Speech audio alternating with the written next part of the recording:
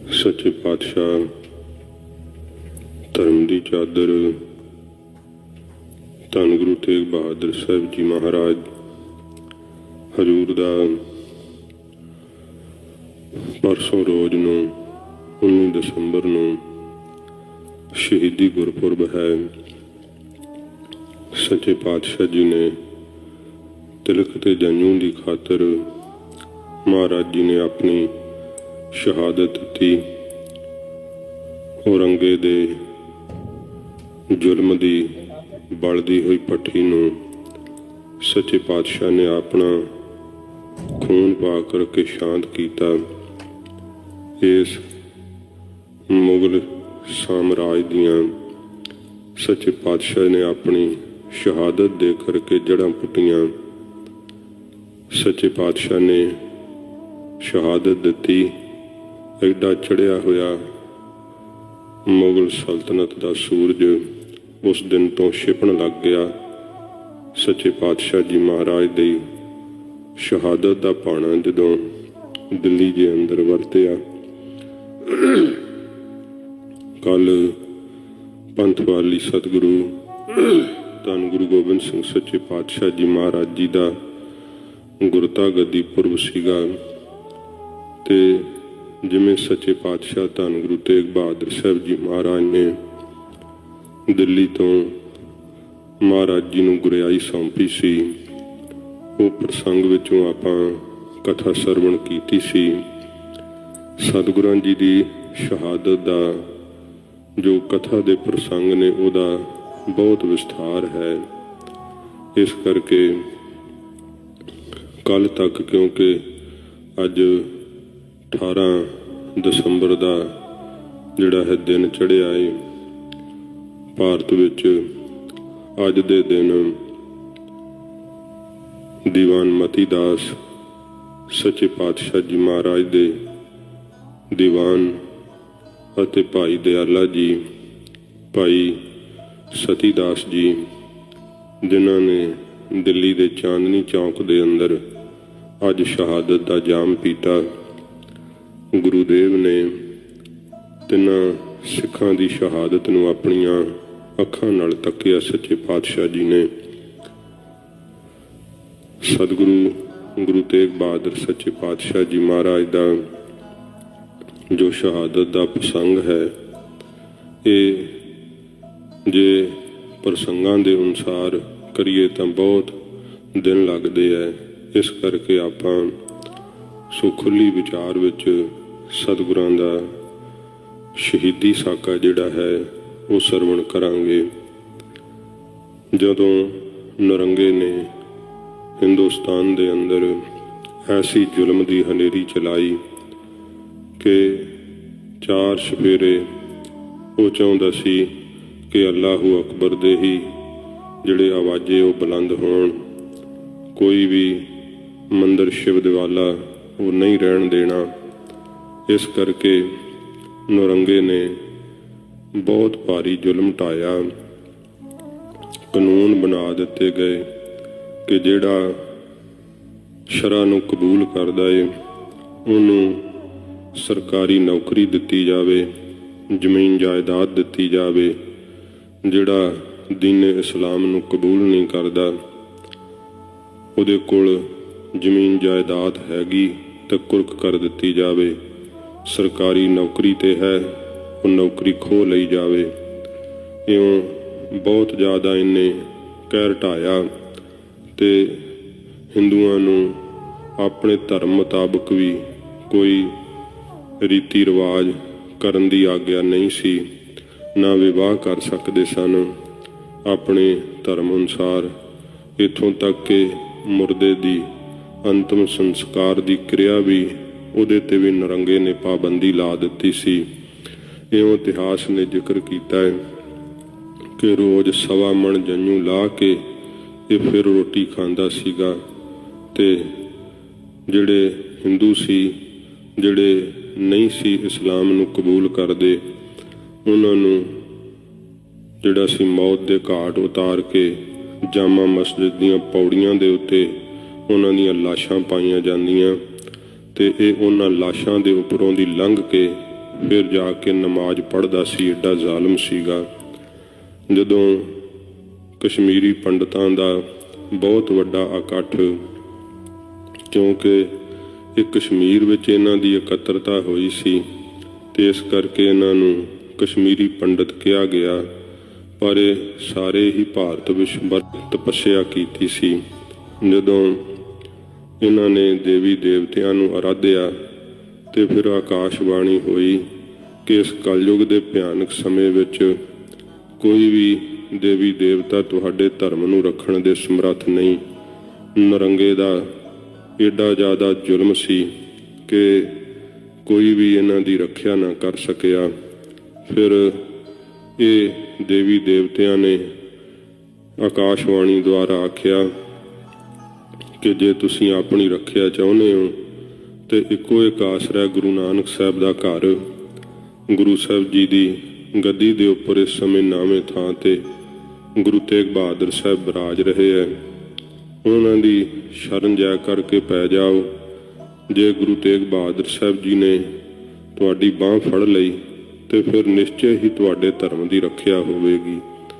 ਇਹ ਸਾਰੇ ਕਸ਼ਮੀਰੀ ਪੰਡਤ ਜਿਨ੍ਹਾਂ ਵਿੱਚ ਕਿਰਪਾ ਰਾਮ ਜੀ ਦਾ ਨਾਮ ਜਿਹੜਾ ਹੈ ਮੁੱਖ ਤੌਰ 'ਤੇ ਆਉਂਦਾ, ਇਹਨਾਂ ਦੇ ਆਗੂ ਸਨ। ਇਹ ਗੁਰੂ ਤੇਗ ਬਹਾਦਰ ਸੱਚੇ ਪਾਤਸ਼ਾਹ ਜੀ ਮਹਾਰਾਜ ਦੀ ਸ਼ਰਨ ਵਿੱਚ ਆਏ। ਸ਼੍ਰੀ ਅਨੰਦਪੁਰ ਸਾਹਿਬ ਦੀ ਪਾਵਨ ਧਰਤੀ 'ਤੇ ਉਸ ਸਮੇਂ ਧੰਨ ਗੁਰੂ ਗੋਬਿੰਦ ਸਿੰਘ ਸੱਚੇ ਪਾਤਸ਼ਾਹ ਜੀ ਮਹਾਰਾਜ ਦੀ ਆਯੂ 9 ਸਾਲ ਦੀ ਹੈ। ਇਤਿਹਾਸ ਨੇ ਜ਼ਿਕਰ ਕੀਤਾ ਹੈ ਜਦੋਂ ਇਹ ਕਸ਼ਮੀਰੀ ਪੰਡਤ ਸਤਿਗੁਰੂ ਜੀ ਨੂੰ ਆਪਣੀ ਦਰਦ ਭਰੀ ਵਿਥਿਆ ਸੁਣਾ ਰਹੇ ਸੀ। ਗੁਰੂ ਤੇਗ ਬਹਾਦਰ ਸਾਹਿਬ ਮਹਾਰਾਜ ਇਹਨਾਂ ਦੀ ਬੇਨਤੀ ਸੁਣੀ ਹੈ।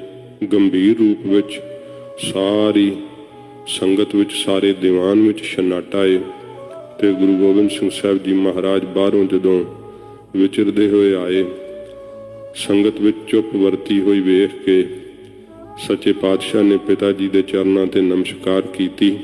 ਨਾਲ ਹੀ ਬੇਨਤੀ ਕਰਕੇ ਪੁੱਛਿਆ, ਮਹਾਰਾਜ ਆਪ ਜੀ ਦੀ ਸੰਗਤ ਵਿੱਚ ਇੰਨੀ ਚੁੱਪ ਕਿਉਂ ਹੈ? ਇਹ ਸन्नाटा ਕਿਉਂ ਹੈ? ਇਹ ਦੁਖੀ ਲੋਕ ਕੌਣ ਨੇ? ਗੁਰੂ ਤੇਗ ਬਹਾਦਰ ਸਾਹਿਬ ਜੀ ਮਹਾਰਾਜ ਨੇ ਆਖਿਆ, ਲਾਲ ਜੀ ਇਹ ਕਸ਼ਮੀਰੀ ਪੰਡਤ ਨੇ। ਔਰੰਗਜ਼ੇਬ ਜ਼ਬਰਦਸਤੀ ਇਹਨਾਂ ਦਾ ਧਰਮ ਤਬਦੀਲ ਕਰ ਰਿਹਾ ਹੈ। ਆਪਣੀ ਰੱਖਿਆ ਵਾਸਤੇ ਸਾਡੀ ਸ਼ਰਨ ਵਿੱਚ ਆਏ ਹੈ। ਮਹਾਰਾਜ ਗੁਰੂ ਗੋਬਿੰਦ ਸਿੰਘ ਸਾਹਿਬ ਜੀ ਨੇ ਪੁੱਛਿਆ, ਪਿਤਾ ਜੀ ਆਪ ਜੀ ਨੇ ਇਹਨਾਂ ਦੇ ਧਰਮ ਦੀ ਰੱਖਿਆ ਵਾਸਤੇ ਸੱਚੇ ਪਾਤਸ਼ਾਹ ਜੀ ਕੀ ਵਿਚਾਰ ਕੀਤੀ ਹੈ ਕਿ ਕਿਵੇਂ ਇਹਨਾਂ ਦੇ ਧਰਮ ਦੀ ਰੱਖਿਆ ਹੋ ਸਕਦੀ ਹੈ? ਤਾਂ ਗੁਰੂ ਤੇਗ ਬਹਾਦਰ ਸੱਚੇ ਪਾਤਸ਼ਾਹ ਜੀ ਮਹਾਰਾਜ ਨੇ ਆਖਿਆ, ਲਾਲ ਜੀ ਅੱਜ ਕੋਈ ਵੱਡਾ ਹੀ ਮਹਾਂਪੁਰਖ ਹੋਵੇ, ਆਪਣੇ ਸੀਸ ਦਾ ਬਲੀਦਾਨ ਦੇਵੇ ਤਾਂ ਇਹਨਾਂ ਦੇ ਧਰਮ ਦੀ ਰੱਖਿਆ ਹੋ ਸਕਦੀ ਹੈ। ਤੇ 9 ਸਾਲ ਦੀ ਆਯੂ ਵਿੱਚ ਧੰਨ ਗੁਰੂ ਗੋਬਿੰਦ ਸਿੰਘ ਸੱਚੇ ਪਾਤਸ਼ਾਹ ਜੀ ਮਹਾਰਾਜ ਨੇ, ਹਜ਼ੂਰ ਨੇ ਆਪਣੇ ਪਿਤਾ ਜੀ ਨੂੰ ਬੇਨਤੀ ਕੀਤੀ, ਸੱਚੇ ਪਾਤਸ਼ਾਹ ਜੇ ਆਪ ਜੀ ਦੀ ਆਗਿਆ ਹੋਵੇ ਤਾਂ ਅਸੀਂ ਬੇਨਤੀ ਕਰੀਏ। ਮਹਾਰਾਜ ਨੇ ਕਿਹਾ, ਹਾਂ ਲਾਲ ਜੀ ਦੱਸੋ ਤੁਹਾਡੀ ਕੀ ਰਾਏ ਹੈ? ਤਾਂ ਸਤਿਗੁਰੂ ਜੀ ਨੇ ਆਖਿਆ ਸੀ, ਮਹਾਰਾਜ ਆਪ ਤੋਂ ਵੱਡਾ ਕੋਈ ਮਹਾਂਪੁਰਸ਼ ਕੌਣ ਹੋ ਸਕਦਾ ਹੈ? ਅਸੀਂ ਭਾਵੇਂ ਯਤੀਮ ਰਹਿ ਜਾਈਏ, ਮਹਾਰਾਜ ਇਹਨਾਂ ਨਤਾਣਿਆਂ ਦੀ ਰੱਖਿਆ ਲਈ ਆਪ ਆਪਣੇ ਸ਼ੀਸ਼ ਦਾ ਬਲੀਦਾਨ ਦੇ ਦੇਵੋ। ਇਹ ਸੁਣ ਕੇ ਸਤਿਗੁਰੂ ਜੀ ਬਹੁਤ ਪ੍ਰਸੰਨ ਹੋਏ ਤੇ ਸੱਚੇ ਪਾਤਸ਼ਾਹ ਜੀ ਮਹਾਰਾਜ ਨੇ ਉਸ ਸਮੇਂ ਐਲਾਨ ਕੀਤਾ ਤੇ ਉਹਨਾਂ ਪੰਡਤਾਂ ਨੂੰ ਨਰੰਗੇ ਦੇ ਕੋਲ ਇਹ ਕਹਿ ਕੇ ਭੇਜਿਆ ਕਿ ਗੁਰੂ ਤੇਗ ਬਹਾਦਰ ਸੱਚੇ ਪਾਤਸ਼ਾਹ ਨੇ ਸਾਡੀ ਸਾਰੀ ਜ਼ਿੰਮੇਵਾਰੀ ਆਪਣੇ ਸਿਰ ਲੈ ਲਈ ਹੈ ਤੇ ਕਿਹਾ ਕਿ ਜੇ ਨਰੰਗਾ ਸਾਨੂੰ ਇਸ ਦੀਨ ਇਸਲਾਮ ਕਬੂਲ ਕਰਵਾ ਲਵੇ ਤੇ ਫਿਰ ਅਸੀਂ ਸਾਰੀ ਹਿੰਦੂ ਕੌਮ ਗੁਰੂ ਸਾਹਿਬ ਦੇ ਪਿੱਛੇ ਦੀਨ ਇਸਲਾਮ ਨੂੰ ਕਬੂਲ ਕਰ ਲਵਾਂਗੇ। ਤੇ ਜੇ ਗੁਰੂ ਸਾਹਿਬ ਜੀ ਨਹੀਂ ਕਰਦੇ ਤਾਂ ਫਿਰ ਸਾਨੂੰ ਜਿਹੜਾ ਹੈ ਪਕੜ ਕੇ ਜਿਹੜਾ ਹੈ ਇਸਲਾਮ ਵਿੱਚ ਨਾ ਲਿਆਂਦਾ ਜਾਵੇ। ਗੁਰੂ ਸਾਹਿਬ ਨੇ ਸਾਰੀ ਦੀ ਸਾਰੀ ਬਿਪਤਾ ਜਿਹੜੀ ਸੀ ਹਿੰਦੂ ਕੌਮ ਦੀ, ਮਹਾਰਾਜ ਨੇ ਆਪਣੇ ਸਿਰ ਲੈ ਲਈ। ਬਾਹੇ ਜਿਨ੍ਹਾਂ ਦੀ ਪਕੜੀ ਹੈ ਸਿਰ ਦੀਜੈ, ਬਾਹੇ ਨਾ ਛੋੜੀਐ। ਦੀਨ ਦਿਆਲ ਸਤਿਗੁਰੂ ਜੀ ਨੇ ਫਿਰ ਸ਼੍ਰੀ ਅਨੰਦਪੁਰ ਸਾਹਿਬ ਤੋਂ ਤਿਆਰਾ ਕੀਤਾ। ਮਹਾਰਾਜ ਪੰਜਾਂ ਸਿੱਖਾਂ ਸਮੇਤ ਇੱਥੋਂ ਸਤਿਗੁਰੂ ਜੀ ਨੇ ਚਾਲਾ ਪਾਇਆ ਤੇ ਜਿੱਥੇ ਜਿੱਥੇ ਸਤਿਗੁਰੂ ਜੀ ਰਸਤੇ ਵਿੱਚ ਠਹਿਰੇ ਉੱਥੇ ਉੱਥੇ ਮਹਾਰਾਜ ਜੀ ਦੀ ਯਾਦ ਵਿੱਚ ਪਵਿੱਤਰ ਸਥਾਨ ਬਣੇ ਹੋਏ ਹੈ। ਫਿਰ ਮਹਾਰਾਜ ਸੱਚੇ ਪਾਤਸ਼ਾਹ ਜੀ ਆਗਰੇ ਪੁੱਜੇ ਹੈ। ਇੱਕ ਇਆਲੀ ਦੇ ਬਹਾਨੇ ਸੱਚੇ ਪਾਤਸ਼ਾਹ ਜੀ ਨੇ ਇੱਥੇ ਗ੍ਰਿਫਤਾਰੀ ਦਿੱਤੀ ਹੈ। ਮਹਾਰਾਜ ਜੀ ਦੇ ਗ੍ਰਿਫਤਾਰ ਹੋਣ ਦੀ ਸੂਚਨਾ ਦਿੱਲੀ ਪਹੁੰਚਣੀ, ਨਰੰਗੇ ਨੇ ਸਤਿਗੁਰਾਂ ਜੀ ਨੂੰ ਦਿੱਲੀ ਜਿਹੜਾ ਹੈ ਉਹ ਮੰਗਾਉਣਾ ਤੇ ਇੱਥੋਂ ਇੱਕ ਵੱਡਾ ਕਾਫਲਾ ਫੌਜ ਦਾ ਸੱਚੇ ਪਾਤਸ਼ਾਹ ਜੀ ਨੂੰ ਸਿੱਖਾਂ ਸਮੇਤ ਗ੍ਰਿਫਤਾਰ ਕਰਕੇ ਜਦੋਂ ਦਿੱਲੀ ਨੂੰ ਲੈ ਤੁਰਿਆ, ਨਰੰਗੇ ਨੇ ਆਪਣੇ ਅਮੀਰਾਂ ਵਜ਼ੀਰਾਂ ਦੀ ਹੰਗਾਮੀ ਮੀਟਿੰਗ ਬੁਲਾਈ। ਪੁੱਛਿਆ ਕਿ ਗੁਰੂ ਸਾਹਿਬ ਨਾਲ ਸਾਨੂੰ ਕੀ ਵਾਰਤਾਲਾਪ ਕਰਨੀ ਚਾਹੀਦੀ ਹੈ। ਜਿਹੋ ਜਿਹਾ ਆਪ ਸੀ ਉਹੋ ਜਿਹੇ ਉਹਦੇ ਖੁਸ਼ਾਮਦੀ ਵਜ਼ੀਰ। ਗੁਰੂ ਸਾਹਿਬ ਦੀ ਬਾਬਤ ਉਹਨਾਂ ਨੇ ਕਿਹਾ, ਇੱਕ ਭੂਤਾਂ ਦੀ ਹਵੇਲੀ ਹੈ ਇੱਥੇ, ਉੱਥੇ ਇਹਨਾਂ ਦਾ ਉਤਾਰਾ ਕਰਾਓ, ਆਪੇ ਡਰਦੇ ਹੋਏ ਦੀਨ ਇਸਲਾਮ ਨੂੰ ਕਬੂਲ ਕਰ ਲੈਣਗੇ। ਜਿਨ੍ਹਾਂ ਦਾ ਦਰਸ਼ਨ ਪ੍ਰਾਣੀ ਮਾਤਰ ਨੂੰ ਪ੍ਰਾਪਤ ਹੋਵੇ ਤੇ ਜੀਆਂ ਦੇ ਅੰਦਰੋਂ ਸਾਰੇ ਦੁੱਖ ਟੁੱਟ ਜਾਂਦੇ ਹੈ, ਵਿਕਾਰਾਂ ਦੀ ਅੱਗ ਸ਼ਾਂਤ ਹੋ ਜਾਂਦੀ ਹੈ। ਉਹਨਾਂ ਨੂੰ ਪ੍ਰੇਤ ਦਾ ਭੈ ਦਿਖਾਉਣਾ ਚਾਹੁੰਦੇ ਸੀ। ਸੱਚੇ ਪਾਤਸ਼ਾਹ ਜਦੋਂ ਉਸ ਹਵੇਲੀ ਵਿੱਚ ਉਤਾਰਾ ਹੋਇਆ, ਪ੍ਰੇਤ ਦੀ ਕਲਿਆਣ ਕਰ ਦਿੱਤੀ ਸੱਚੇ ਪਾਤਸ਼ਾਹ ਜੀ ਮਹਾਰਾਜ ਨੇ। ਫਿਰ ਨਰੰਗੇ ਨਾਲ ਮੁਲਾਕਾਤਾਂ ਹਜ਼ੂਰ ਦੀਆਂ ਹੋਣੀਆਂ। ਸੱਚੇ ਪਾਤਸ਼ਾਹ ਜੀ ਨੇ ਜਿਹੜਾ ਸੀ ਮਿਰਚਾਂ ਦਾ ਦ੍ਰਿਸ਼ਟਾਂਤ ਦਿਖਾਇਆ। ਜਦੋਂ 3 ਮਿਰਚਾਂ ਸਾਬਤ ਬਚੀਆਂ, ਉਹਦੇ ਵਿੱਚ ਨਰੰਗੇ ਨੇ ਪੁੱਛਿਆ ਕਿ ਇਹ ਕੀ ਤਾਤ ਪਰਜੋ ਹੈ।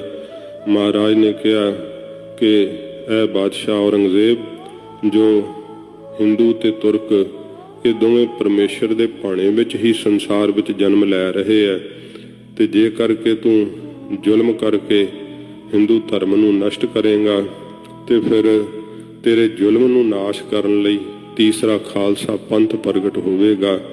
ਖਾਲਸਾ ਪੰਥ ਦੇ ਪ੍ਰਗਟ ਹੋਣ ਦੀ ਵੀ ਸੱਚੇ ਪਾਤਸ਼ਾਹ ਨੇ ਭਵਿੱਖਬਾਣੀ ਇੱਥੇ ਦਿੱਲੀ ਦੇ ਅੰਦਰ ਸਤਿਗੁਰਾਂ ਜੀ ਨੇ ਕਰਨਾ ਕੀਤੀ।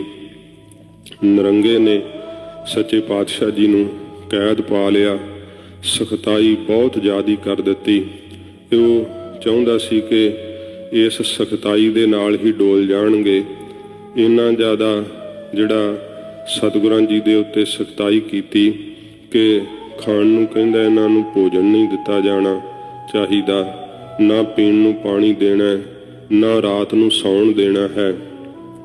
ਕਾਰਾਗ੍ਰਹਿ ਦੇ ਅੰਦਰ ਲੋਹੇ ਦੇ ਪਿੰਜਰੇ ਵਿੱਚ ਸੱਚੇ ਪਾਤਸ਼ਾਹ ਜੀ ਮਹਾਰਾਜ ਜੀ ਨੂੰ ਕੈਦ ਕੀਤਾ ਗਿਆ ਤੇ ਜਿਵੇਂ ਕਵੀਰਾਜ ਜੀ ਨੇ ਪ੍ਰਸੰਗ ਲਿਖੇ ਹੈ, ਸੱਚੇ ਪਾਤਸ਼ਾਹ ਜੀ ਮਹਾਰਾਜ ਸਿੱਖਾਂ ਦੀਆਂ ਭਾਵਨਾਵਾਂ ਵੇਖਦੇ ਗਰੀਬ ਨਵਾਜੀ ਉਸ ਕਾਰਾਗ੍ਰਹਿ ਦੇ ਅੰਦਰ ਹੀ ਹੁੰਦਿਆਂ ਹੋਇਆਂ ਸਤਿਗੁਰਾਂ ਨੇ ਸਿੱਖਾਂ ਦੇ ਘਰੇ ਚਰਨ ਵੀ ਪਾਏ ਹੈ।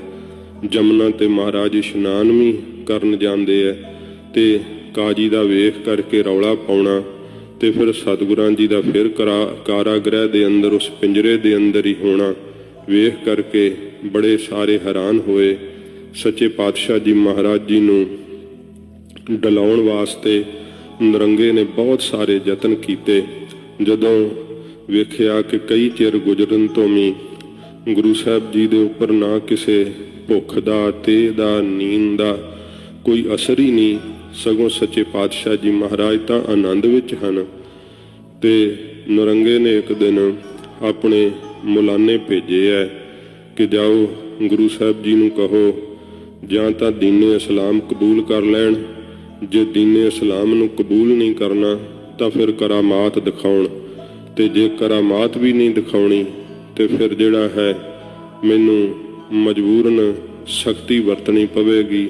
ਉਹਦੇ ਕਹਿਣ ਦਾ ਇਰਾਦਾ ਸੀ ਕਿ ਮੈਨੂੰ ਜਿਹੜਾ ਹੈ ਤੁਹਾਡੀ ਮੌਤ ਦਾ ਫਰਮਾਨ ਜਾਰੀ ਕਰਨਾ ਪਵੇਗਾ। ਸਤਿਗੁਰਾਂ ਜੀ ਨੂੰ ਡਰ ਦੇਣਾ ਚਾਹੁੰਦਾ ਸੀ।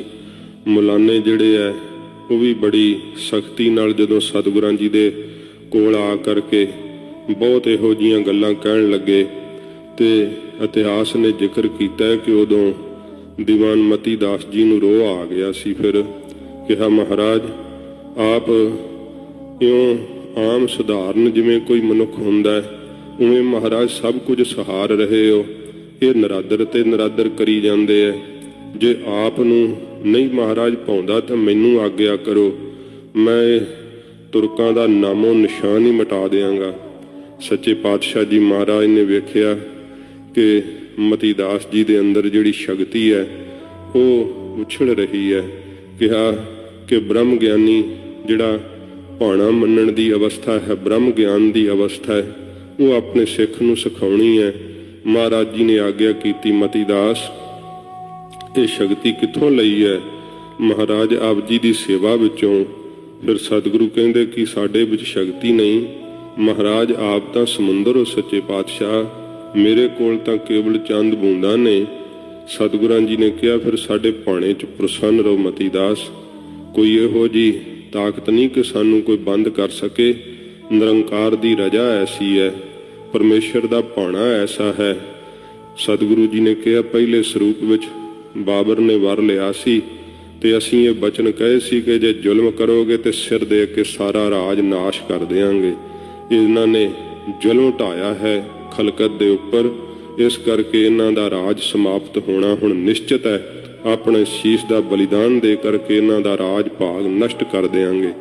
सतगुरां जी ने जदों ये वाक कहे ते वो मलानियां ने सारी जदों गल बात सुनी, नरंगे नूं जा करके दसिया कि तुसी गुरु तेग बहादुर साहब नूं डलाउण दी गल सोच रहे हो।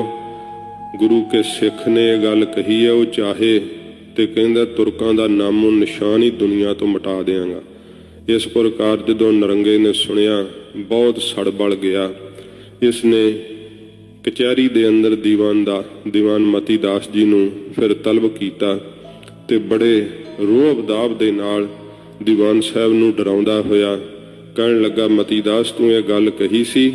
दीवान साहब ने कहा नरंगे नूं कि औरंगजेब मैं गल गुरु साहब दे कोल भी कही सी ते हुण भी कहना, सतगुरु पिता दीयां बेअंत दित्तियां होईयां शक्तियां मैं जो चाहां कर सकदा हां, पर गुरु साहब दी आग्या नहीं। शक्तियां तां गुरु साहब दे कूकरां विच हन। नरंगे ने बड़े लालच दिते कि अपनी जवानी ते तरस कर, तेनू अपनियां धीआं दा डोले देंगे, वड्डा नवाब बना देंगे ते दीने इस्लाम नूं कबूल कर लै। दीवान साहब ने कहा कि तेरे दिते हुए लालचां नूं मैं अपने जुत्ती दी ठोकर मार के ठकराउणा, मैनू तेरे लालच डुला नहीं सकदे। दीवान साहब ने ते समय जदों उहदे दिते हुए लालचां नूं ठुकराया, फिर उन्हें कहा कि तू शक्ति विखा दे, तेरी जान बख्श देंगे। दीवान साहब ने कहा शक्ति विखाउण दी गुरु पिता जी की आग्या नहीं। ते तीसरा फतवा फिर काजियां ने नरंगे दे कहण ते दिता कि एक काफर ने दीने इस्लाम नूं कबूल नहीं कीता ते उस नूं दफाड़ करके आरे नाल चीर के मार दिता जावे। ये जदों फतवा दीवान साहब नूं दिता गया, दीवान भाई मतीदास जी गल विच लोहे दा कड़ा, पैरां विच बेड़ियां, हत्थां विच हथकड़ियां संगलां नाल जकड़िया होया सी। जदों सतगुरां जी दे पिंजरे दे अगों दी कारागृह दे विचों दी लंघ रहे सन ते महाराज ने पुछया मतीदास की कहा? औरंगजेब ने हथ जोड़े हुए सतगुरु पातशाह जी महाराज परचा बहुत सख्त पिया है महाराज, आप मेहर करियो गरीब नवाज मैं पास हो जावां। सच्चे पातशाह जी महाराज नूं कहा, महाराज आरे नाल चीरे जाण दा फतवा दिता है। सच्चे पातशाह ने फिर परख भी लई सी ते महाराज ने आख्या सी मतीदास वेख, जे तू जिंदगी जिउणा चाहुंदा है ते तू इथों चलिया जा, अजे भी समय तेरियां कड़ियां टुट जाणगियां, तेनू कोई नहीं वेख सकेगा, राज भाग दा सुख भोगेगा। दीवान साहब जी दे नेत्र भर गए ते शीश झुका के सतगुरां जी दे सन्मुख आख्या, महाराज मेरे इस नाशवंत शरीर नूं अपने दर ते प्रवान कर लो महाराज, मैनू शहादत तो वांझिया ना करो। हजूर ने आख्या, मतीदास जे ऐसी शरद है तो जपजी साहब का पाठ करियो, दर्द नहीं होवेगा। ये सच्चे पातशाह जी महाराज जदों वाक कहे, दीवान मतीदास जी जिहड़ा गुरुद्वारा शीशगंज साहब जी दे सामने चौंक है ना, जिथे दीवान साहब जी की शहादत के थां ते स्मारक बनया होया, दिल्ली दीयां संगतां उत्थे ਸ਼ਰਧਾਵਾਨ ਸਿੱਖ ਰੋਜ਼ ਸਵੇਰੇ ਫੁੱਲਾਂ ਦੀਆਂ ਮਾਲਾਂ ਚੜਾਉਂਦੇ ਹੈ। ਉੱਥੇ ਹੀ ਭਾਈ ਦਿਆਲਾ ਜੀ ਦੀ ਸ਼ਹਾਦਤ ਹੁੰਦੀ ਹੈ, ਭਾਈ ਸਤੀਦਾਸ ਜੀ ਦੀ ਵੀ ਸ਼ਹਾਦਤ ਉੱਥੇ ਹੁੰਦੀ ਹੈ। ਇਹ ਤਿੰਨਾਂ ਸਿੱਖਾਂ ਦੀ ਸ਼ਹੀਦੀ ਵਾਲਾ ਥਾਂ ਹੈ। ਨਾਲ ਕੋਤਵਾਲੀ, ਜਿੱਥੇ ਸੱਚੇ ਪਾਤਸ਼ਾਹ ਜੀ ਮਹਾਰਾਜ ਜੀ ਨੂੰ ਕੈਦ ਕੀਤਾ ਗਿਆ ਤੇ ਮਹਾਰਾਜ ਸੱਚੇ ਪਾਤਸ਼ਾਹ ਜੀ ਦਾ ਪਿੰਜਰਾ ਕਾਰਾਗ੍ਰਹਿ ਤੋਂ ਬਾਹਰ ਲਿਆਂਦਾ ਗਿਆ। ਅੱਜ ਦਾ 18 ਦਸੰਬਰ ਵਾਲਾ ਜਿਹੜਾ ਦਿਨ ਹੈ, ਇਹ ਜਦੋਂ ਸੂਰਜ ਚੜ੍ਹਿਆ, ਅੱਜ ਦੇ ਦਿਨ ਇਹਨਾਂ ਤਿੰਨਾਂ ਸਿੱਖਾਂ ਦੀ ਸ਼ਹਾਦਤ ਸੱਚੇ ਪਾਤਸ਼ਾਹ ਜੀ ਮਹਾਰਾਜ ਦੇ ਸਾਹਮਣੇ ਹੋਈ। ਦੀਵਾਨ ਸਾਹਿਬ ਨੂੰ ਜਦੋਂ ਚੌਂਕ ਵਿੱਚ ਲਿਆਂਦਾ ਗਿਆ, ਬੇੜੀਆਂ ਖੋਲੀਆਂ ਗਈਆਂ, ਹੱਥਕੜੀਆਂ ਖੋਲੀਆਂ ਗਈਆਂ, ਲੱਕੜ ਦੇ ਠੂਣੇ ਗੱਡ ਰਹੇ ਸਨ ਜਲਾਦ, ਤੇ ਸੱਚੇ ਪਾਤਸ਼ਾਹ ਜੀ ਮਹਾਰਾਜ ਨੂੰ ਦਿਖਾਉਣ ਵਾਸਤੇ ਕਿ ਜੇ ਸਿੱਖ ਦਾ ਹਸ਼ਰ ਇਹ ਕਰ ਸਕਦੇ ਆ ਤੇ ਤੁਸੀਂ ਵੇਖ ਲਓ ਤੁਹਾਡਾ ਹਸ਼ਰ ਕੀ ਹੋਵੇਗਾ। ਭਾਵ ਕਿ ਗੁਰੂ ਸਾਹਿਬ ਜੀ ਸਿੱਖ ਦੀ ਸ਼ਹਾਦਤ ਵੇਖ ਕੇ ਡੋਲ ਜਾਣਗੇ। ਸੱਚੇ ਪਾਤਸ਼ਾਹ ਜੀ ਦੇ ਸਿੱਖ ਸ਼ਹਾਦਤ ਨੂੰ ਕਾਹਲੇ ਪੈ ਰਹੇ ਹੈ ਤੇ ਗੁਰੂ ਤੇਗ ਬਹਾਦਰ ਸੱਚੇ ਪਾਤਸ਼ਾਹ ਜੀ ਨੂੰ ਡਲਾਉਣ ਦੀ ਨਰੰਗਾ ਸੋਚ ਰਿਹਾ ਹੈ। ਸੱਚੇ ਪਾਤਸ਼ਾਹ ਧੰਨ ਗੁਰੂ ਤੇਗ ਬਹਾਦਰ ਸਾਹਿਬ ਜੀ ਮਹਾਰਾਜ ਹਜ਼ੂਰ ਨੇ ਸ਼ਹਾਦਤ ਦਿੱਤੀ ਹੈ। ਇਹ ਉਹੋ ਹੀ ਦਿੱਲੀ ਹੈ ਜਿੱਥੇ ਫਿਰ ਜਦੋਂ ਬਾਬਾ ਬੰਦਾ ਸਿੰਘ ਬਹਾਦਰ ਨੂੰ ਕੈਦ ਪਾਇਆ ਸੀ ਤੇ ਜਦੋਂ ਸਿੰਘਾਂ ਨੂੰ ਜਲਾਦ ਪਕੜਨ ਵਾਸਤੇ ਅੱਗੇ ਆਉਂਦੇ ਸੀ ਤੇ ਸਿੰਘ ਕਾਹਲੇ ਪੈਂਦੇ ਸੀ ਕਿ ਭਾਈ ਮੇਰੀ ਪਹਿਲਾਂ ਵਾਰੀ ਹੈ, ਮੇਰੀ ਵਾਰੀ ਹੈ। ਇਹ ਗੁਰੂ ਜੀ ਦੀ ਸ਼ਹਾਦਤ ਦਾ ਸਦਕਾ ਹੈ ਕਿ ਸੱਚੇ ਪਾਤਸ਼ਾਹ ਜੀ ਦੀ ਸਿੱਖੀ ਦੇ ਅੰਦਰ ਸ਼ਹਾਦਤ ਦੀ ਦੇਵੀ ਨੂੰ ਹੱਸ ਕੇ ਸਿੱਖ ਅੱਜ ਵੀ ਵਰਦੇ ਹੈ। ਗਰੀਬ ਨਵਾਜ਼ ਸੱਚੇ ਪਾਤਸ਼ਾਹ ਜੀ ਮਹਾਰਾਜ ਦੇ ਸਾਹਮਣੇ ਜਦੋਂ ਦੀਵਾਨ ਸਾਹਿਬ ਜੀ ਨੂੰ ਇਹ ਸਜ਼ਾ ਦਿੱਤੀ ਜਾਣ ਲੱਗੀ, ਜੋ ਆਪਣੇ ਰੂਪ ਵਿੱਚ ਉਹਨਾਂ ਨੇ ਸਜ਼ਾ ਸਮਝੀ ਹੈ, ਪਰ ਦੀਵਾਨ ਸਾਹਿਬ ਖੁਸ਼ ਨੇ ਕਿ ਅੱਜ ਮੇਰਾ ਜਿਹੜਾ ਤਨ ਹੈ ਉਹ ਸਤਿਗੁਰੂ ਜੀ ਦੇ ਘਰ ਤੋਂ ਕੁਰਬਾਨ ਹੋਣ ਲੱਗਾ। ਆਪਣੇ ਆਪ ਨੂੰ ਧਨ ਸਮਝ ਰਹੇ ਹੈ, ਕਿਉਂਕਿ ਇਹ ਸ਼ਹਾਦਤ ਬਹੁਤ ਵੱਡੀ ਬਖਸ਼ਿਸ਼ ਨਾਲ ਪ੍ਰਾਪਤ ਹੁੰਦੀ ਹੈ। ਦੀਵਾਨ ਸਾਹਿਬ ਨੂੰ ਪੁੱਛਿਆ ਗਿਆ ਕੋਈ ਅੰਤਮ ਇੱਛਾ। ਦੀਵਾਨ ਸਾਹਿਬ ਨੇ ਕਿਹਾ ਜਦੋਂ ਮੈਂ ਸ਼ਹੀਦ ਹੋਵਾਂ ਉਦੋਂ ਮੇਰਾ ਮੁਖ ਸਤਿਗੁਰੂ ਜੀ ਵੱਲ ਹੋਏ, ਮੇਰਾ ਮੁਖ ਸਤਿਗੁਰ ਵੱਲ ਕਰਿਓ ਕਿਹਾ ਮਤੀ ਦਾਸ ਬਲਬੀਰ ਨੇ। ਇਹ ਦੀਵਾਨ ਸਾਹਿਬ ਨੇ ਜਦੋਂ ਅੰਤਮ ਇੱਛਾ ਜ਼ਾਹਰ ਕੀਤੀ, ਠੂਣੀਆਂ ਉਸ ਤਰ੍ਹਾਂ ਗੱਡ ਦਿੱਤੀਆਂ ਗਈਆਂ, ਦੀਵਾਨ ਸਾਹਿਬ ਨੂੰ ਛਾਤੀ ਤੱਕ ਫੱਟੇ ਜਿਹੜੇ ਸੀ ਉਹ ਕੱਸ ਦਿੱਤੇ ਗਏ, ਕਿਉਂਕਿ ਜਿਸਮਾਨੀ ਸਰੀਰ ਵਿੱਚੋਂ ਲੋਹੇ ਦਾ ਆਰਾ ਬਹੁਤ ਜਲਦ ਆਰ ਪਾਰ ਹੋ ਜਾਂਦਾ ਹੈ ਤੇ ਜਿੰਨਾ ਵੱਧ ਸਮਾਂ ਲੱਗੇਗਾ ਲੱਕੜਾਂ ਨੂੰ ਚੀਰਦਿਆਂ ਹੋਇਆਂ, ਉਨਾ ਵੱਧ ਸਰੀਰ ਨੂੰ ਦੁੱਖ ਦਿੱਤਾ ਜਾ ਸਕੇ, ਇਸ ਮੰਤਵ ਨਾਲ ਛਾਤੀ ਤੱਕ ਫੱਟੇ ਕੱਸ ਦਿੱਤੇ। ਜਦੋਂ ਦੀਵਾਨ ਸਾਹਿਬ ਦੇ ਸ਼ੀਸ਼ ਤੇ ਆਰਾ ਰੱਖਿਆ, ਗੁਰੂ ਤੇਗ ਬਹਾਦਰ ਸੱਚੇ ਪਾਤਸ਼ਾਹ ਦੇ ਦਰਸ਼ਨ ਕਰ ਰਹੇ ਹੈ ਦੀਵਾਨ ਮਤੀ ਦਾਸ ਜੀ, ਤੇ ਹਜੂਰ ਵੀ ਮਿਹਰ ਦੀ ਨਿਗਾਹ ਨਾਲ ਆਪਣੇ ਸਿੱਖ ਵੱਲ ਵੇਖ ਰਹੇ ਹੈ। ਜਾਣੋ ਸਤਿਗੁਰੂ ਪਾਤਸ਼ਾਹ ਜੀ ਮਹਾਰਾਜ ਸਭ ਰਹਿਮਤਾਂ ਵਰਤਾ ਰਹੇ ਆ ਦੀਵਾਨ ਸਾਹਿਬ ਦੇ ਉੱਪਰ, ਤੇ ਜਿੱਥੇ ਨਿਗਾਹ ਗੁਰੂ ਤੇਗ ਬਹਾਦਰ ਸਾਹਿਬ ਦੀ ਹੋਵੇ ਉੱਥੇ ਕਿੱਡੀ ਵੱਡੀ ਬਖਸ਼ਿਸ਼ ਹੈ। ਜਦੋਂ ਆਰਾ ਸੀਸ ਤੇ ਰੱਖਿਆ ਤੇ ਜਲਾਦਾਂ ਨੇ ਆਰਾ ਜਦੋਂ ਫੇਰਨਾ ਸ਼ੁਰੂ ਕੀਤਾ, ਦੀਵਾਨ ਸਾਹਿਬ ਨੇ ਇੱਕ ਓੰਕਾਰ ਤੋਂ ਜਪਜੀ ਸਾਹਿਬ ਦਾ ਪਾਠ ਆਰੰਭ ਕਰ ਦਿੱਤਾ। ਵੇਖਿਆ ਸੰਸਾਰ ਨੇ ਕਿ ਮਹਾਰਾਜ ਦੇ ਸਿੱਖ ਕਿਵੇਂ ਬਾਣੀ ਨਾਲ ਪ੍ਰੀਤ ਕਰਦੇ ਐ। ਸੀ ਤੇ ਹਾਏ ਨਹੀਂ, ਆਰਾ ਮਸਤਕ ਨੂੰ ਚੀਰਦਾ ਹੋਇਆ ਨੱਕ ਦੀ ਸੇਧ ਨਾਲ ਗਲੇ ਵੱਲ ਨੂੰ ਵਧਿਆ, ਪਰ ਦੀਵਾਨ ਸਾਹਿਬ ਜਪਜੀ ਸਾਹਿਬ ਦਾ ਪਾਠ ਆਪਣੇ ਰਸਨਾ ਤੋਂ ਕਰਦੇ ਐ।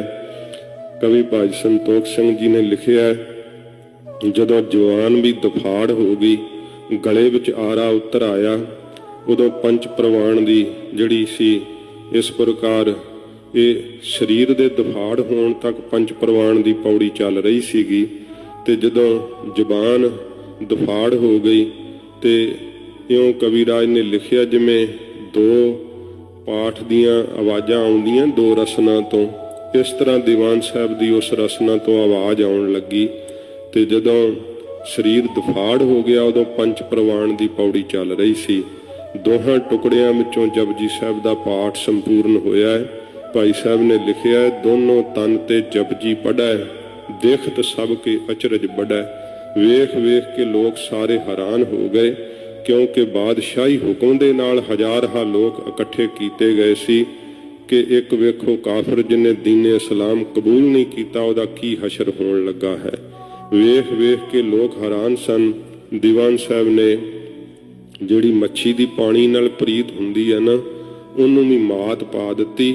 इहो जिहा सिदक ते सबर निभा करके दिखाया। शरीर दुफाड़ हो गया, पर जपजी साहब दे पाठ दा भोग पाया।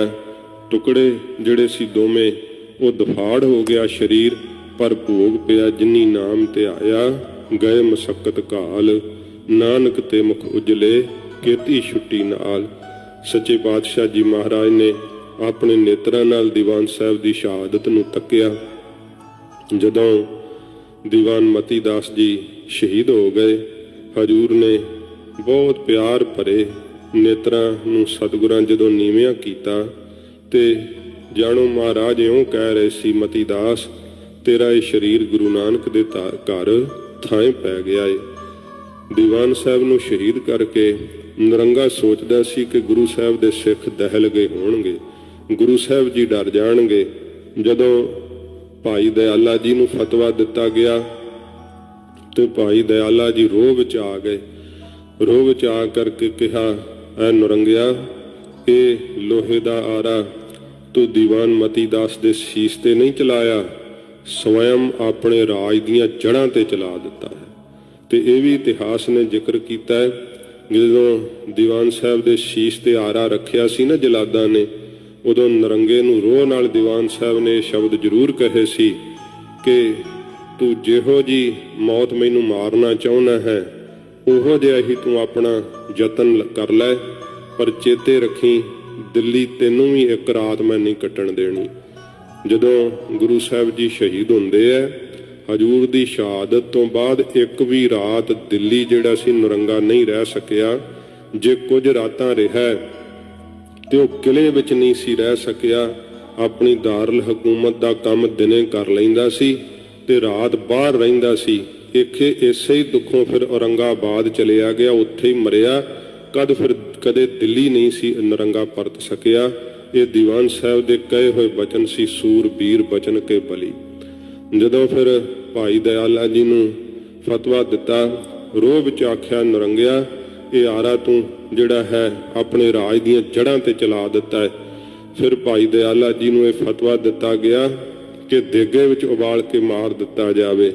भाई दयाला जी सुखमनी साहब दे अभ्यासी जदों चौंकड़े तो उठे, सुखमनी साहब दा पाठ आरंभ कर दिता। उबलदी देग दे अंदर जदों चरण रख रहे सी, सुखमनी सुख अमृत प्रभ नाम, भगत जना के मन विश्राम, ये बचन कहंदियां होया भाई दयाला जी ने अडोल चौंकड़ा ला लिया। सतगुरु जी की बाणी का अजिहा प्रताप कि खौल का जल शीतल हो गया। फिर जलादा ने मना मूँह बालन थले डाहिया।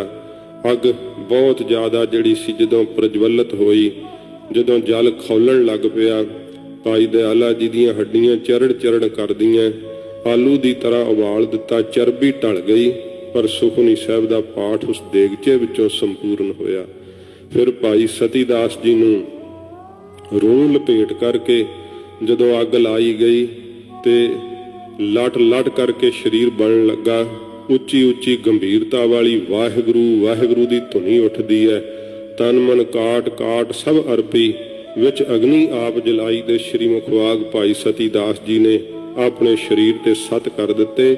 सड़ियां हुई हड्डियां ही रह गई सी, उन्हां विचों भी वाहिगुरू वाहिगुरू की आवाज़ आ रही सी।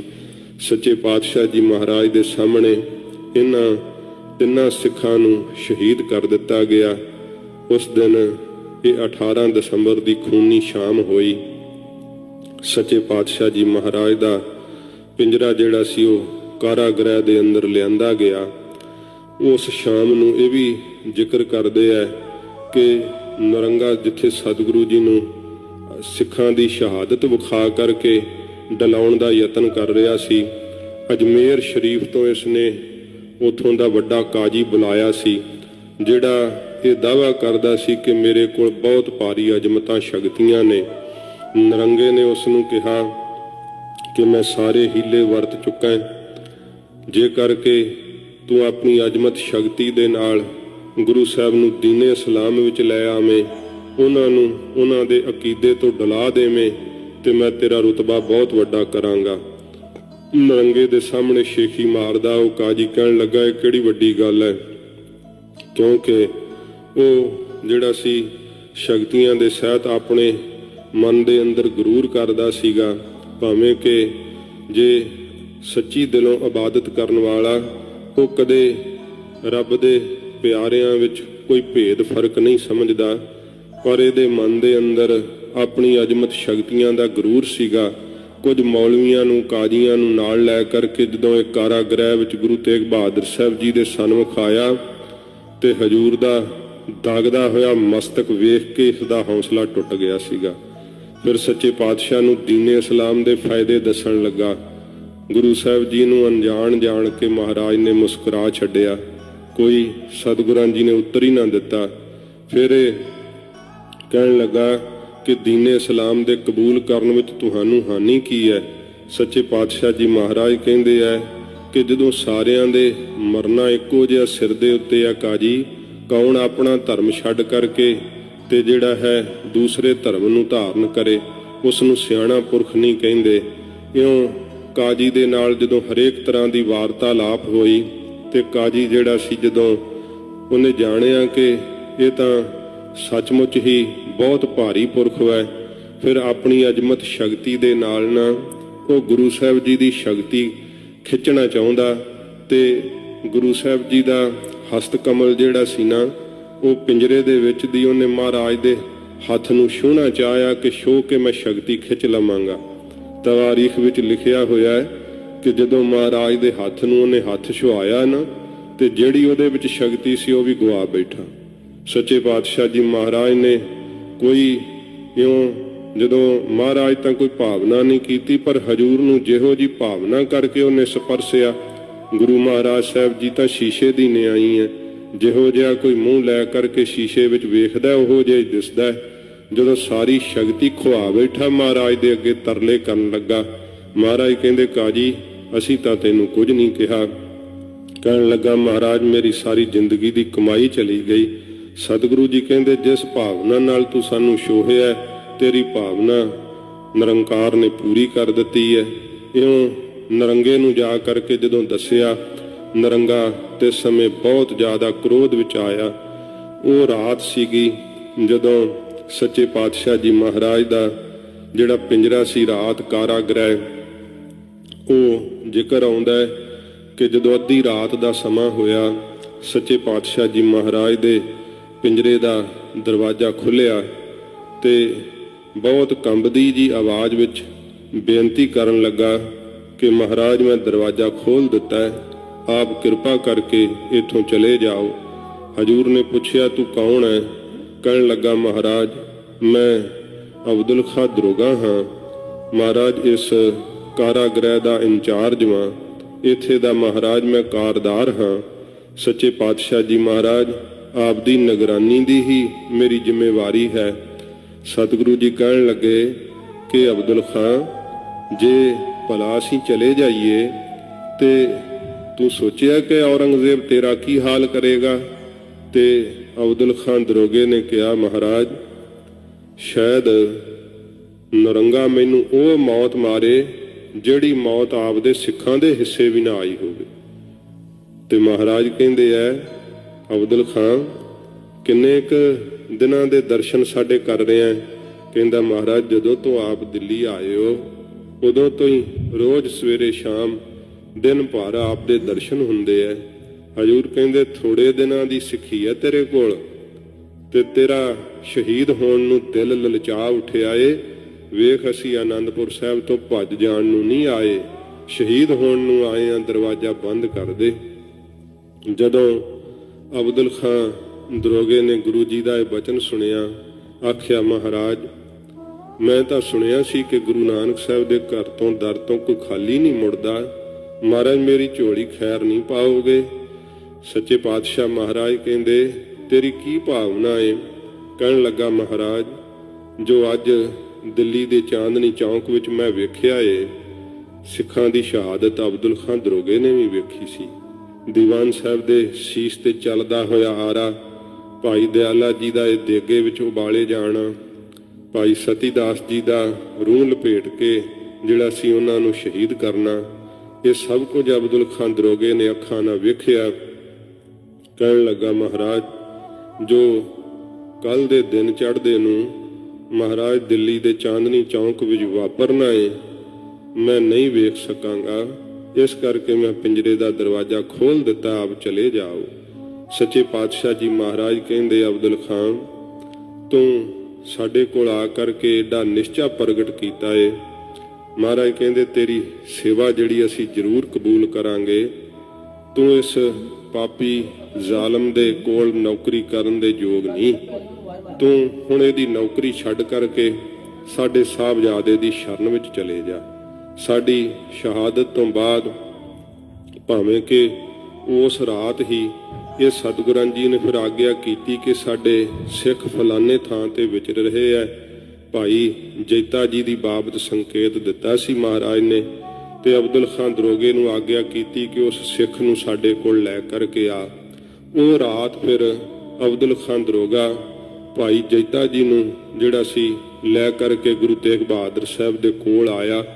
ਕਾਰਾਗ੍ਰਹਿ ਦੇ ਵਿੱਚ ਮੁਲਾਕਾਤ ਭਾਈ ਜੈਤਾ ਜੀ ਦੀ ਇਹ ਅਬਦੁਲ ਖਾਂ ਦਰੋਗੇ ਨੇ ਕਰਾਈ ਹੈ। ਜਿਹੜਾ ਸਿੱਖਾਂ ਦਾ ਆਉਣਾ, ਚਿੱਠੀ ਪੱਤਰ ਲੈ ਕਰਕੇ ਜਾਣਾ ਤੇ ਫਿਰ ਵਾਪਸ ਸੁਨੇਹਾ ਲੈ ਕਰਕੇ ਆਉਣਾ, ਇਹ ਪਹਿਲਾਂ ਨਰੰਗੇ ਵੱਲੋਂ ਇਹ ਭਾਵੇਂ ਸੀਗੀ ਇਜਾਜ਼ਤ, ਕਿਉਂਕਿ ਜਿਹੜੇ ਇਸ ਦੇ ਮਾਹਰ ਸੀ ਨਾ, ਉਹ ਇਹਨੂੰ ਰਾਇਆਂ ਦਿੰਦੇ ਸੀਗੇ ਕਿ ਗੁਰੂ ਸਾਹਿਬ ਜੀ ਨੂੰ ਇਸ ਵਕਤ ਜੇ ਉਹਨਾਂ ਦੇ ਪਰਿਵਾਰ ਦੇ ਸਦੱਸ ਦਾ ਸੁਨੇਹਾ ਆਵੇਗਾ ਤੇ ਜ਼ਰੂਰ ਹੋ ਸਕਦਾ ਹੈ ਕਿ ਇਹ ਡੋਲ ਜਾਣ, ਕਿਉਂਕਿ ਮਨੁੱਖ ਦਿਮਾਗ ਸੀ ਨਾ, ਤੇ ਮਨੁੱਖੀ ਦਿਮਾਗ ਨਾਲ ਹੀ ਸੋਚਦੇ ਸੀ ਕਿ ਜਦੋਂ ਇਹੋ ਜਿਹਾ ਔਖਾ ਵਕਤ ਹੁੰਦਾ ਹੈ, ਜਦੋਂ ਕੋਈ ਸਨੇਹੀ ਪ੍ਰੇਮ ਕਰਦਾ ਹੈ ਤੇ ਉਹਦੇ ਸਨੇਹ ਵਿੱਚ ਆ ਕਰਕੇ ਜਿਹੜਾ ਨਾ ਮਨੁੱਖ ਉਦੋਂ ਡੋਲ ਜਾਂਦਾ ਹੈ। ਤੇ ਪਰ ਸਤਿਗੁਰੂ ਪਾਤਸ਼ਾਹ ਜੀ ਮਹਾਰਾਜ ਉਹਨਾਂ ਦੀ ਬਾਬਤ ਇਹੋ ਜਿਹਾ ਸੋਚ ਰਹੇ ਆ, ਜੋ ਆਪਣੇ ਪਰਿਵਾਰ ਨੂੰ ਸੰਦੇਸ਼ ਦੇ ਰਹੇ ਆ ਕਿ ਜੋ ਉਪਜਿਓ ਸੋ ਬਿਨਸ ਹੈ, ਪਰ ਉਹ ਆਜ ਕੇ ਕਾਲ ਨਾਨਕ ਹਰ ਗੁਣ ਗਾਏ ਲੈ, ਛਾੜ ਸਗਲ ਜੰਜਾਲ। ਐਸੇ ਸਤਿਗੁਰੂ ਜੀ ਨੂੰ ਉਹ ਇਹ ਸੋਚਦੇ ਆ। ਪਹਿਲਾਂ ਪਹਿਲ ਇਉਂ ਸਿੱਖਾਂ ਨੂੰ ਭਾਵੇਂ ਮਿਲਣ ਦੀ ਇਜਾਜ਼ਤ ਵੀ ਸੀਗੀ, ਫਿਰ ਜਦੋਂ ਹੋਰ ਸਖਤੀ ਕਰ ਦਿੱਤੀ ਸੀ ਉਦੋਂ ਕਿਸੇ ਨੂੰ ਮਿਲਣ ਦੀ ਇਜਾਜ਼ਤ ਨਹੀਂ ਸੀਗੀ, ਬਹੁਤ ਜ਼ਿਆਦਾ ਕਰੜਾਈ ਕਰ ਦਿੱਤੀ ਸੀ। ਇਹ ਅਬਦੁਲ ਖਾਂ ਦਰੋਗੇ ਨੇ ਫਿਰ ਭਾਈ ਜੈਤੇ ਨਾਲ ਜਦੋਂ ਮੁਲਾਕਾਤ ਕਰਵਾਈ ਹੈ, ਭਾਈ ਜੈਤੇ ਨੇ ਸਤਿਗੁਰਾਂ ਜੀ ਦੇ ਚਰਨ ਆ ਕਰਕੇ ਪਰਸੇ ਹੈ, ਤੇ ਸੱਚੇ ਪਾਤਸ਼ਾਹ ਜੀ ਮਹਾਰਾਜ ਨੇ ਉਸ ਵਕਤ ਫਿਰ ਭਾਈ ਜੈਤੇ ਨੂੰ ਕਿਹਾ, ਭਾਈ ਜੈਤਾ, ਕੱਲ੍ਹ ਦਾ ਜਿਹੜਾ ਦਿਨ ਚੜ੍ਹੇਗਾ ਸਾਡੀ ਸ਼ਹਾਦਤ ਹੋਵੇਗੀ। ਸੱਚੇ ਪਾਤਸ਼ਾਹ ਜੀ ਮਹਾਰਾਜ ਕਿਹਾ ਕਿ ਉਸ ਸਮੇਂ ਸਾਡੀ ਸ਼ਹਾਦਤ ਸਮੇਂ ਉੱਥੇ ਹੀ ਰਹਿਣਾ, ਸਾਡਾ ਸ਼ੀਸ਼ ਤੁਹਾਡੀ ਝੋਲੀ ਵਿੱਚ ਆ ਕਰਕੇ ਪਵੇਗਾ। ਵਾਹੋ ਦਾ ਹੀ ਸ਼੍ਰੀ ਅਨੰਦਪੁਰ ਸਾਹਿਬ ਨੂੰ ਚਲੇ ਜਾਇਓ, ਕੋਈ ਅਕੇਵਾਂ ਕੋਈ ਥਕੇਵਾਂ ਨਹੀਂ ਹੋਵੇਗਾ। ਸੱਚੇ ਪਾਤਸ਼ਾਹ ਜੀ ਮਹਾਰਾਜ ਨੇ ਜਦੋਂ ਇਹ ਬਚਨ ਕਹੇ, ਅਬਦੁਲ ਖਾਂ ਦਰੋਗਾ ਵੀ ਬਰਾਗ ਕਰਨ ਲੱਗ ਗਿਆ। ਭਾਈ ਜੈਤਾ ਦੇ ਨੇਤਰ ਭਰ ਆਏ। ਸੱਚੇ ਪਾਤਸ਼ਾਹ ਜੀ ਮਹਾਰਾਜ ਨੇ ਸਭ ਕੁਝ ਸਮਝਾ ਕਰਕੇ ਭਾਈ ਜੈਤੇ ਨੂੰ ਤੋਰ ਦਿੱਤਾ, ਤੇ ਅਬਦੁਲ ਖਾਂ ਦਰੋਗੇ ਨੂੰ ਫਿਰ ਸੱਚੇ ਪਾਤਸ਼ਾਹ ਜੀ ਮਹਾਰਾਜ ਹਜੂਰ ਜੋ ਹੁਕਮਨਾਮੇ ਸਾਹਿਬ ਦੇ ਉੱਪਰ ਆਪਣੀ ਮੋਹਰ ਛਾਪ ਲਾਇਆ ਕਰਦੇ ਸੀ ਨਾ, ਉਹ ਮਹਾਰਾਜ ਸੱਚੇ ਪਾਤਸ਼ਾਹ ਨੇ ਦਿੱਤੀ। ਇੱਕ ਸਤਿਗੁਰਾਂ ਜੀ ਨੇ ਜੋ ਆਪਣੇ ਉੱਪਰ ਮਹਾਰਾਜ ਰੇਸ਼ਮੀ ਦੁਸ਼ਾਲਾ ਲਿਆ ਕਰਦੇ, ਉਹ ਸਤਿਗੁਰਾਂ ਜੀ ਨੇ ਉਤਾਰ ਕੇ ਅਬਦੁਲ ਖਾਂ ਦਰੋਗੇ ਨੂੰ ਸਤਿਗੁਰਾਂ ਨੇ ਭੇਟ ਕਰ ਦਿੱਤਾ। ਹਜੂਰ ਦੀ ਬਖਸ਼ਿਸ਼ ਮਹਾਰਾਜ ਸਾਹਿਬ ਜੀ ਵੱਲੋਂ ਉਹ ਦਿੱਤਾ ਹੋਇਆ ਦੁਸ਼ਾਲਾ, ਜਾਣੋ ਕਿ ਅਬਦੁਲ ਖਾਂ ਸੱਚੇ ਪਾਤਸ਼ਾਹ ਮਹਾਰਾਜ ਦੇ ਅੱਗੇ ਜਿਹੜਾ ਸੀ ਆਪਣੇ ਤਨ ਮਨ ਧਨ ਕਰਕੇ ਝੁਕਿਆ ਹੋਇਆ ਸੀ। ਮਹਾਰਾਜ ਦੀ ਸਿੱਖੀ ਉਸਨੇ ਇੰਨੀ ਪ੍ਰੀਤ ਨਾਲ ਨਿਭਾਈ। ਸਤਿਗੁਰਾਂ ਜੀ ਨੇ ਜਦੋਂ ਆਗਿਆ ਕੀਤੀ ਕਿ ਹੁਣ ਅਬਦੁਲ ਖਾਂ ਤੂੰ ਵੀ ਸ਼੍ਰੀ ਅਨੰਦਪੁਰ ਸਾਹਿਬ ਨੂੰ ਚਲਿਆ ਜਾ, ਤੇ ਸੱਚੇ ਪਾਤਸ਼ਾਹ ਜੀ ਮਹਾਰਾਜ ਦੇ ਕੋਲੋਂ ਉਹ ਮੋਹਰ ਛਾਪ ਲੈ ਕਰਕੇ ਦੁਸ਼ਾਲਾ ਲੈ ਕਰਕੇ, ਤੇ ਇਤਿਹਾਸ ਨੇ ਜ਼ਿਕਰ ਕੀਤਾ ਹੈ ਕਿ ਅਬਦੁਲ ਖਾਂ ਦਰੋਗੇ ਦੇ 8 ਭਰਾ ਸਨ, ਜਿਹੜੇ ਉਹ ਇਸ ਹਕੂਮਤ ਵਿੱਚ ਚੰਗੇ ਅਹੁਦਿਆਂ ਤੇ ਨੌਕਰੀਆਂ ਕਰਦੇ ਸੀ। ਅਬਦੁਲ ਖਾਂ ਨੇ ਸਭ ਨੂੰ ਸੂਚਨਾ ਦੇ ਕਰਕੇ ਤੇ ਉਸ ਸਮੇਂ ਹਕੂਮਤ ਦੇ ਬਾਗੀ ਹੋ ਕਰਕੇ, ਕਿਉਂਕਿ ਭਾਵੇਂ ਹਕੂਮਤ ਨੇ ਉਹਨਾਂ ਨੂੰ ਬਾਗੀ ਕਿਹਾ, ਪਰ ਸਤਿਗੁਰੂ ਜੀ ਦੇ ਸਨਮੁਖ ਹੋ ਗਏ। ਹੱਕ ਤੇ ਸੱਚ ਵਾਸਤੇ ਆਪਣੀ ਜ਼ਿੰਦਗੀ ਜਿਉਣ ਲਈ ਨਿਰਣਾ ਕਰ ਲਿਆ ਤੇ ਆਪਣੇ 8 ਭਰਾਵਾਂ ਦੇ ਸਮੇਤ ਅਬਦੁਲ ਖਾਨ ਦਰੋਗਾ ਸ਼੍ਰੀ ਆਨੰਦਪੁਰ ਸਾਹਿਬ ਆ ਪਹੁੰਚਿਆ। ਸਤਿਗੁਰਾਂ ਜੀ ਦੇ ਅੱਗੇ ਜਦੋਂ ਦੁਸ਼ਾਲਾ ਤੇ ਜਿਹੜੀ ਮੋਹਰ ਛਾਪ ਸੀਗੀ ਉਹ ਭੇਟ ਕੀਤੀ ਤੇ ਨਾਲ ਹੀ ਅਬਦੁਲ ਖਾਨ ਨੇ ਆਖਿਆ, ਮਹਾਰਾਜ ਗੁਰੂ ਪਿਤਾ ਦੇ ਇਹ ਮੈਂ ਅੰਤਮ ਦਰਸ਼ਨ ਕੀਤੇ ਜਦੋਂ ਸਤਿਗੁਰੂ ਪਾਤਸ਼ਾਹ ਜੀ ਮਹਾਰਾਜ ਦਿਨ ਚੜ੍ਹਿਆਂ ਨੂੰ ਸ਼ਹੀਦ ਹੋਣਾ ਸੀਗਾ। ਇਹ ਜਿਹੜੀ ਅੰਤਮ ਵਾਰਤਾਲਾਪ ਹੈ ਗੁਰੂ ਤੇਗ ਬਹਾਦਰ ਸਾਹਿਬ ਨਾਲ, ਉਹਦੀ ਸਾਰੀ ਸੂਚਨਾ, ਉਹਦਾ ਸਾਰਾ ਸੁਨੇਹਾ ਜਿਹੜਾ ਸੀਗਾ ਉਸ ਗੱਲਬਾਤ ਦਾ, ਉਹ ਅਬਦੁਲ ਖਾਨ ਦਰੋਗੇ ਨੇ ਧੰਨ ਗੁਰੂ ਗੋਬਿੰਦ ਸਿੰਘ ਸੱਚੇ ਪਾਤਸ਼ਾਹ ਜੀ ਮਹਾਰਾਜ ਨੂੰ ਸੁਣਾਇਆ। ਤੇ ਜਿਵੇਂ ਫਿਰ 19 ਦਸੰਬਰ ਦਾ ਦਿਨ ਚੜ੍ਹਦਾ ਹੈ, ਗੁਰੂ ਤੇਗ ਬਹਾਦਰ ਸੱਚੇ ਪਾਤਸ਼ਾਹ ਜੀ ਮਹਾਰਾਜ ਕਿਵੇਂ ਹਜੂਰ ਉਸ ਚਾਂਦਨੀ ਚੌਂਕ ਦੇ ਅੰਦਰ ਆਪਣੇ ਸ਼ੀਸ਼ ਦਾ ਬਲੀਦਾਨ ਦਿੰਦੇ ਹੈ। ਇਹ ਕਥਾ ਆਪਾਂ ਸ਼ੇਸ਼ ਮਹਾਰਾਜ ਦਾ 19 ਦਸੰਬਰ ਨੂੰ ਸ਼ਹੀਦੀ ਗੁਰਪੁਰਬ ਹੈ ਤੇ ਉਸ ਦਿਨ ਸਰਵਣ ਕਰਾਂਗੇ। ਸੱਚੇ ਪਾਤਸ਼ਾਹ ਜੀ ਮਹਾਰਾਜ ਕਿਰਪਾ ਕਰਨ, ਗਰੀਬ ਨਵਾਜ ਜੀ ਆਪਣੇ ਸੱਚੇ ਪਾਤਸ਼ਾਹ ਜੀ ਦਿੱਤੇ ਹੋਏ ਉਪਦੇਸ਼ ਨੂੰ ਕਮਾਉਣ ਦੀ ਬਲ ਬੁੱਧੀ ਬਖਸ਼ਿਸ਼ ਕਰਨ। ਸੱਚੇ ਪਾਤਸ਼ਾਹ ਜੀ ਦੀ ਪਵਿੱਤਰ ਬਾਣੀ ਇੰਨੀ ਬਰਾਗਮਈ ਹੈ, ਕਠੋਰ ਤੋਂ ਕਠੋਰ ਚਿੱਤ ਵਾਲੇ ਉੱਤੇ ਵੀ ਅਸਰ ਕਰਦੀ ਹੈ। ਜੇ ਕੋਈ ਸ਼ਰਧਾ ਭਾਵਨਾ ਨਾਲ ਮਹਾਰਾਜ ਦੀ ਬਾਣੀ ਪੜ੍ਹੇ, ਉਸ ਦਾ ਮਨ ਵਿਕਾਰਾਂ ਤੋਂ ਛੁੱਟ ਵਾਹਿਗੁਰੂ ਦੇ ਨਾਮ ਵਿੱਚ ਜੁੜ ਜਾਂਦਾ ਹੈ। ਇਸ ਸੰਸਾਰ ਦੇ ਮੋਹ ਮਮਤਾ ਨੂੰ ਛੱਡ ਕਰਕੇ ਵਾਹਿਗੁਰੂ ਦੇ ਨਾਮ ਦੇ ਸੁੱਖ ਨੂੰ ਉਹ ਜੀਵ ਪ੍ਰਾਪਤ ਕਰ ਲੈਂਦਾ ਹੈ। ਜਿਹੜਾ ਸੱਚੇ ਪਾਤਸ਼ਾਹ ਜੀ ਦੀ ਪਵਿੱਤਰ ਬਾਣੀ ਨੂੰ ਪਿਆਰ ਨਾਲ ਪੜ੍ਹਦਾ ਹੈ। ਧੰਨ ਗੁਰੂ ਤੇਗ ਬਹਾਦਰ ਸੱਚੇ ਪਾਤਸ਼ਾਹ ਜੀ ਮਹਾਰਾਜ ਜਿਨ੍ਹਾਂ ਨੇ ਆਪਣੀ ਲਾਸਾਨੀ ਸ਼ਹਾਦਤ ਦੇ ਕਰਕੇ ਆਪਣੀ ਕੌਮ ਨੂੰ ਸੱਚੇ ਪਾਤਸ਼ਾਹ ਨੇ ਅਣਖ ਤੇ ਗੈਰਤ ਨਾਲ ਜਿਉਣ ਦੀ ਸੱਚੇ ਪਾਤਸ਼ਾਹ ਜੀ ਨੇ ਜਾਚ ਦੱਸੀ। ਜਿਵੇਂ ਸੱਚੇ ਪਾਤਸ਼ਾਹ ਜੀ ਦੀ ਸ਼ਹੀਦੀ ਹੁੰਦੀ ਹੈ, ਇਹ ਕਥਾ ਆਪਾਂ ਕੱਲ ਨੂੰ ਸਰਵਣ ਕਰਾਂਗੇ। ਸੱਚੇ ਪਾਤਸ਼ਾਹ ਧਰਮ ਦੀ ਚਾਦਰ